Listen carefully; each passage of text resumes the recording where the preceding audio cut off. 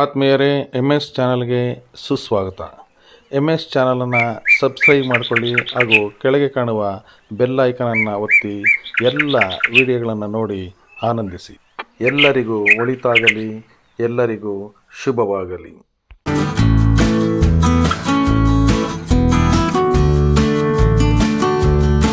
ಬ್ರಾಹ್ಮಿ ಮುಹೂರ್ತದಲ್ಲಿ ಸಿದ್ಧತೆಗಳು ಶುರು.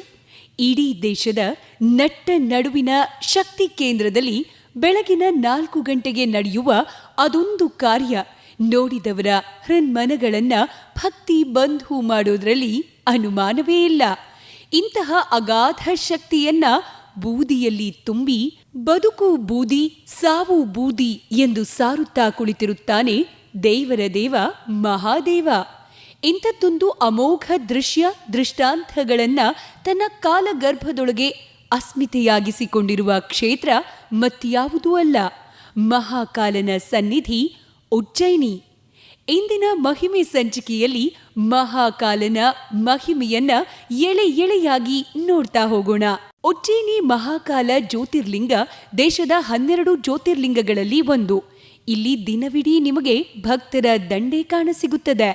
ಮಧ್ಯರಾತ್ರಿ 2 ಗಂಟೆಯಾದರೂ ಗೇಟ್ ಆಚೆ ಏನೋ ಮಹಾ ಸನ್ನಿವೇಶಕ್ಕೆ ಸಾಕ್ಷಿಯಾಗುವ ಧನ್ಯತೆಯಲ್ಲಿ ಕಾದು ನಿಂತಿರುತ್ತಾರೆ. ಅವರಲ್ಲಿ ಇರುವುದು ಮಹಾಕಾಲನನ್ನ ನೋಡುವ ತವಕ ಮಾತ್ರ. ಮಧ್ಯರಾತ್ರಿ 3 ಗಂಟೆಗೆ ದೇವಸ್ಥಾನದ ಬಾಗಿಲು ತೆರೆಯುತ್ತದೆ. ಒಳಗೆ ಬರುವ ಭಕ್ತಾದಿಗಳಲ್ಲಿ ಒಂದೇ ಒಂದು ಧ್ಯಾನ, ಭಸ್ಮಾರತಿಯನ್ನ ಕಣ್ತುಂಬಿಕೊಳ್ಳಬೇಕು. ಮಹಾಕಾಲನನ್ನ ಭಸ್ಮಾರತಿಯಲ್ಲಿ ಕಾಣಬೇಕು ಎಂಬ ದಿವ್ಯ ಭಕ್ತಿ ಎದೆಯಲ್ಲಿ ಮಡುಗಟ್ಟಿರುತ್ತೆ. ಅವರ ನಿರೀಕ್ಷೆಗಳು ನೀಗುವ ಸಮಯ ಬರುತ್ತದೆ. ಗಂಟೆ 4.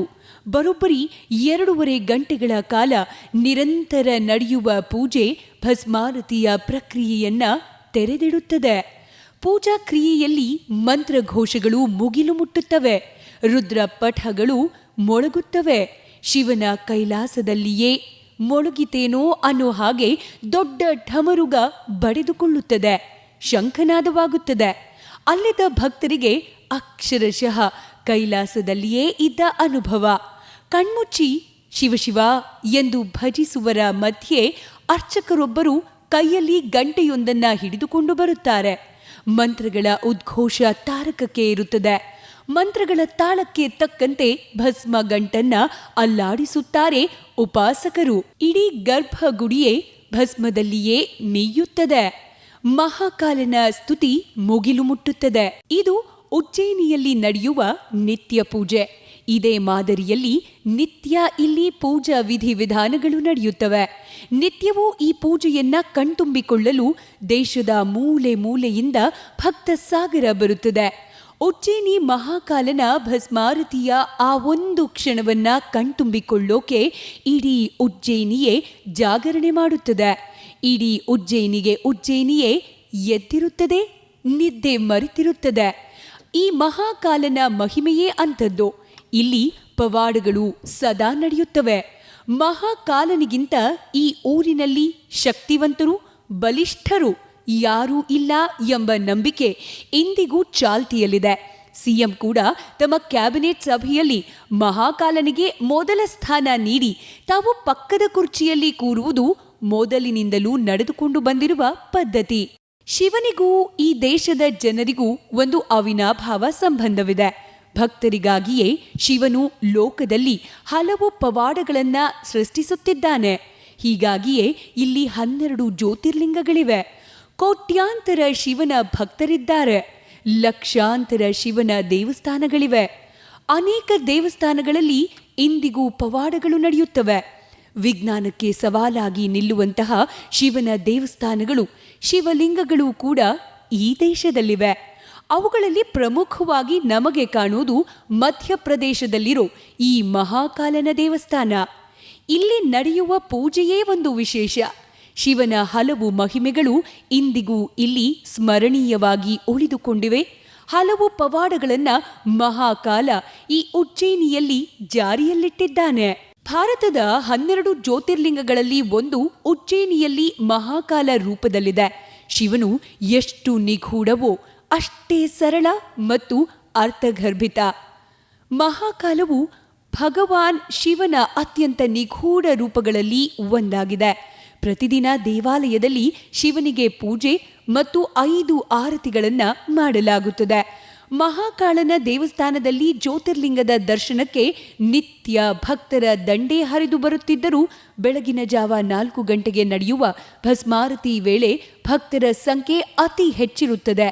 ಏಕೆಂದರೆ ಭಸ್ಮ ಆರತಿಯನ್ನ ಬೆಳಗಿನ ಸಮಯದಲ್ಲಿ ಬಹಳ ವಿಶೇಷವೆಂದು ಪರಿಗಣಿಸಲಾಗುತ್ತದೆ. ಇದಕ್ಕೊಂದು ಹಿನ್ನೆಲೆಯೂ ಇದೆ. ಪುರಾತನ ಕಾಲದಲ್ಲಿ ದೂಷ ಎಂಬ ರಾಕ್ಷಸನಿಂದಾಗಿ ಇಡೀ ಉಜ್ಜಯಿನಿ ನಗರದಲ್ಲಿ ಆರ್ಭಟವಿತ್ತು ಎಂದು ಪುರಾಣಗಳಲ್ಲಿ ಹೇಳಲಾಗಿದೆ. ಈ ರಾಕ್ಷಸನಿಂದ ಆಗ ಶಿವನು ಇಲ್ಲೇ ಪಟ್ಟಣವಾಸಿಗಳನ್ನ ಬಿಡಿಸೋಕೆ ಅವನನ್ನ ಕೊಂದನು. ಅಂದಿನಿಂದ ಶಿವನು ಮಹಾಕಾಲನ ರೂಪದಲ್ಲಿ ಅಲ್ಲಿ ನೆಲೆಸುವಂತೆ ಒತ್ತಾಯಿಸತೊಡಗಿದ್ರು. ಶಿವನು ದೂಷನ ಭಸ್ಮದಿಂದ ತನ್ನನ್ನ ಅಲಂಕರಿಸಿಕೊಂಡು ನೆಲೆಸಿದನು. ಅಂದಿನಿಂದ ಶಿವಲಿಂಗಕ್ಕೆ ಚಿತಾಭಸ್ಮದಿಂದ ಆರತಿಯನ್ನ ಪ್ರಾರಂಭಿಸಲಾಯಿತು. ಶಮಿ, ಅಶ್ವತ್ಥ, ಪಲಾಶ್, ಅಮಲ್ಟಾಸ್ ಮತ್ತು ಬೇರ್ ಮರಗಳ ಕಾಂಡಗಳನ್ನು ಒಟ್ಟಿಗೆ ಸುಟ್ಟು ಭಸ್ಮವನ್ನ ತಯಾರಿಸಲಾಗುತ್ತದೆ. ಈ ಸಮಯದಲ್ಲಿ ಸೂಕ್ತವಾದ ಮಂತ್ರಗಳನ್ನು ಸಹ ಜಪಿಸಲಾಗುತ್ತದೆ. ಈ ವಸ್ತುಗಳನ್ನು ಸುಡುವ ಮೂಲಕ ಪಡೆದ ಬೂದಿಯನ್ನ ಬಟ್ಟೆಯ ಮೂಲಕ ಫಿಲ್ಟರ್ ಮಾಡಿ ಹೀಗೆ ತಯಾರಿಸಿದ ಭಸ್ಮವನ್ನ ಶಿವನಿಗೆ ಅರ್ಪಣೆ ಮಾಡಲಾಗುತ್ತದೆ. ಶಿವನಿಗೆ ಅರ್ಪಿಸುವ ಭಸ್ಮದ ತಿಲಕವನ್ನ ಹಚ್ಚಬೇಕು ಎಂಬ ನಂಬಿಕೆಗಳಿವೆ. ಅನೇಕ ವಿಧದ ವಸ್ತುಗಳ ಬೂದಿಯನ್ನ ಶುದ್ಧೀಕರಿಸಿದಂತೆಯೇ ಶಿವನಿಗೆ ಅರ್ಪಿಸಿದ ಭಸ್ಮದ ತಿಲಕವನ್ನ ಅನ್ವಯಿಸೋದ್ರಿಂದ ಅಕ್ಷಯ ಪುಣ್ಯವೂ ಉಂಟಾಗುತ್ತದೆ. ಇದರೊಂದಿಗೆ ಅನೇಕ ಜನ್ಮಗಳ ಪಾಪಗಳಿಂದ ಮುಕ್ತಿಯೂ ದೊರೆಯುತ್ತದೆ. ಭಸ್ಮವು ಮಹಾಕಾಲನ ಆರಾಧನೆಯಲ್ಲಿ ವಿಶೇಷ ಪ್ರಾಮುಖ್ಯತೆಯನ್ನ ಹೊಂದಿದೆ.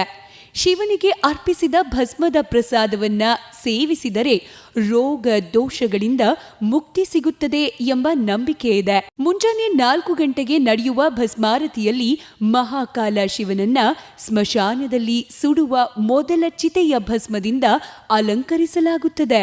ಬಾಬಾ ಮಹಾಕಾಲರನ್ನ ಅಲಂಕರಿಸಲು ಜನರು ಈ ಭಸ್ಮಕ್ಕಾಗಿ ಮುಂಚಿತವಾಗಿಯೇ ನೋಂದಣಿ ಮಾಡುತ್ತಾರೆ ಮತ್ತು ಮರಣದ ನಂತರ ಭಗವಾನ್ ಶಿವನು ತನ್ನ ಚಿತಾಭಸ್ಮದಿಂದ ಅಲಂಕರಿಸಲ್ಪಡಬೇಕು ಎಂದು ಬಯಸುತ್ತಾರೆ.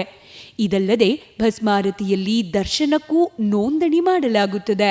ದೇಶದ ಪ್ರತಿ ಜ್ಯೋತಿರ್ಲಿಂಗ ಇರುವ ಕ್ಷೇತ್ರಗಳು ಸದಾ ನಿಗೂಢ ಶಕ್ತಿಯನ್ನೇ ಹೊಂದಿವೆ.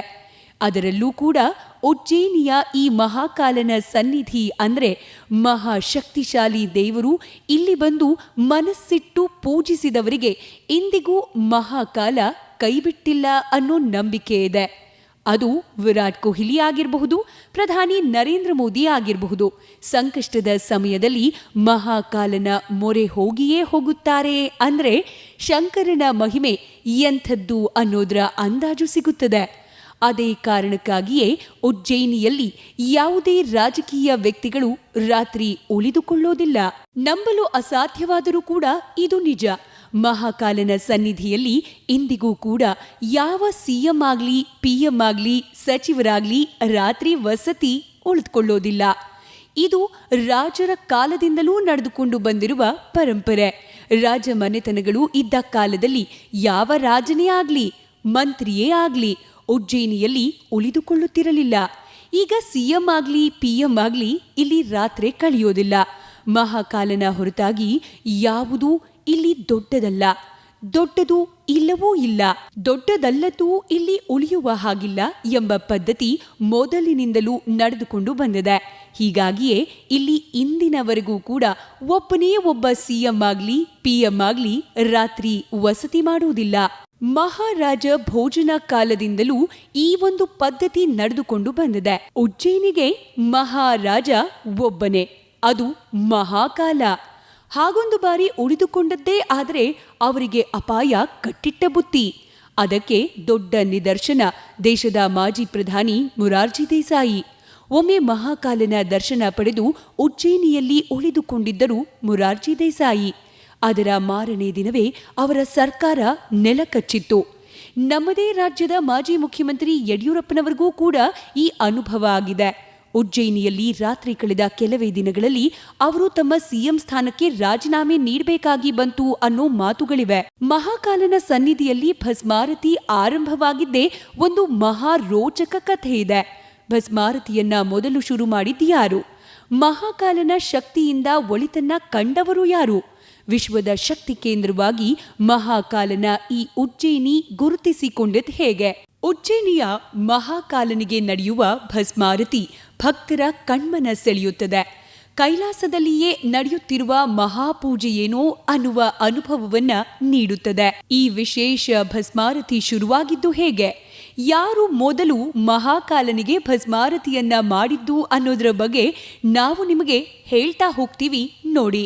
ಉಜ್ಜಯಿನಿ ಅಂದ್ರೆ ಭಕ್ತರು ಇಡೀ ರಾತ್ರಿ ಜಾಗರಣೆ ಮಾಡಿ ಕಾಯುವುದು. ಅದೊಂದು ಭವ್ಯ ಕ್ಷಣಕ್ಕೆ ಶಿವನ ಮೇಲೆ ಬಟ್ಟೆಯುಂಡೆಯಿಂದ ಭಸ್ಮಾರತಿಯನ್ನ ಮಾಡುತ್ತಿದ್ದಾರೆ. ಇತ್ತ ಭಕ್ತ ಕೋಟಿ ಎದೆಯೊಳಗೆ ಶಿವನ ಸಾಕ್ಷಾತ್ಕಾರವಾದ ಅನುಭವ. ಈ ಭಸ್ಮಾರತಿಯ ಹಿಂದೆ ಒಂದು ಪೌರಾಣಿಕ ಕಥೆಯೂ ಇದೆ. ಭಸ್ಮಾರತಿಯನ್ನ ಸ್ವಯಂ ಶಿವನೇ ತನಗಾಗಿ ಆರಂಭಿಸಿದರ ಬಗ್ಗೆ ಪೌರಾಣಿಕ ಕಥೆಗಳು ತೆರೆದುಕೊಳ್ಳುತ್ತವೆ. ಪ್ರಾಚೀನ ಕಾಲದಲ್ಲಿ ರಾಜ ಚಂದ್ರಸಿಂಗ್ ಅನ್ನೋ ರಾಜ ಅಂದಿನ ಆವಂತಿಕಾ ದೇಶವನ್ನ ಅಂದ್ರೆ ಎಂದಿನ ಉಜ್ಜಯಿನಿಯನ್ನ ಆಳುತ್ತಿದ್ದ. ಒಮ್ಮೆ ಆವಂತಿಕಾ ದೇಶದ ಮೇಲೆ ರಿಪುದಾಮನ್ ಎಂಬ ರಾಜ ಆವಂತಿಕಾದ ಮೇಲೆ ಆಕ್ರಮಣ ಮಾಡಿ ತನ್ನದೇ ರಾಜ್ಯಭಾರ ಶುರು ಮಾಡುತ್ತಾನೆ. ಪ್ರಜೆಗಳಿಗೆ ವಿಪರೀತ ಹಿಂಸೆ ನೀಡುತ್ತಿದ್ದ ರಿಪುದಾಮನ್ ರಾಕ್ಷಸನಂತೆ ನಡೆದುಕೊಳ್ಳೋಕೆ ಆರಂಭಿಸುತ್ತಾರೆ. ಪರಶಿವನ ಪರಮ ಭಕ್ತನಾಗಿದ್ದ ರಾಜ ಚಂದ್ರಸಿಂಗ್ ಶಂಕರನ ಕುರಿತು ತಪಸ್ಸು ಮಾಡುತ್ತಾನೆ. ಚಂದ್ರಸಿಂಗ್ನ ಭಕ್ತಿಗೆ ಮೆಚ್ಚಿ ಬಂದ ಶಿವನು ರಿಪುದಾಮನ್ ಸಂಹಾರ ಮಾಡಿ ಆತನ ಸುಟ್ಟ ಭಸ್ಮದಿಂದಲೇ ತನ್ನನ್ನು ತಾನು ಅಲಂಕರಿಸಿಕೊಂಡ. ನಂತರ ಉಜ್ಜಯಿನಿಯಲ್ಲಿಯೇ ಸದಾಕಾಲ ನೆಲೆ ನಿಂತ. ಅಂದಿನಿಂದ ಇಂದಿನವರೆಗೂ ಉಜ್ಜಯಿನಿಯಲ್ಲಿ ಮಹಾಕಾಲನಿಗಾಗಿ ಭಸ್ಮಾರತಿ ನಿರಂತರವಾಗಿ ನಡೆದುಕೊಂಡು ಬಂದಿದೆ. ಉಜ್ಜಯಿನಿ ಮಹಾಕಾಲ ಹಾಗೂ ಇಡೀ ಉಜ್ಜಯಿನಿಯೇ ಒಂದು ಚಮತ್ಕಾರಿ ನಿಗೂಢತೆಯನ್ನ ಸದಾ ತನ್ನೊಂದಿಗೆ ಇಟ್ಟುಕೊಂಡು ಬಂದಿದೆ.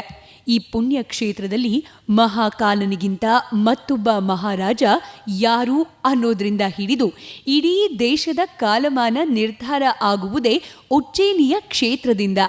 ನಿಮಗೆ ಆಶ್ಚರ್ಯವಾದರೂ ಕೂಡ ಇದು ಸತ್ಯ. ಉಜ್ಜಯಿನಿಯನ್ನ ಇಂದಿಗೂ ಭಾರತದ ಭೂಮಧ್ಯ ಧ್ರುವರೇಖೆ ಎಂದೇ ಕರೆಯಲಾಗುತ್ತದೆ.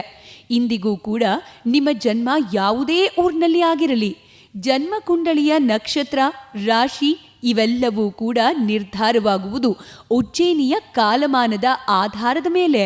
ಉಜ್ಜಯಿನಿಯ ಕಾಲಮಾನ IST ಅಂದ್ರೆ ಇಂಡಿಯನ್ ಸ್ಟ್ಯಾಂಡರ್ಡ್ ಟೈಮ್ಗಿಂತ 29 ನಿಮಿಷಗಳ ಕಾಲ ಹಿಂದಿದೆ. ಉಜ್ಜಯಿನಿಯ ಸಮಯ ಪಾಲನಾ ತಂತ್ರಗಳ ಪ್ರತ್ಯಕ್ಷ ವರದಿಯನ್ನ ಕಾಣೋಕೆ ನಾವು ವೇದಶಾಲಾ ವೀಕ್ಷಣಾಲಯಕ್ಕೆ ಒಮ್ಮೆ ಭೇಟಿ ನೀಡಬೇಕು.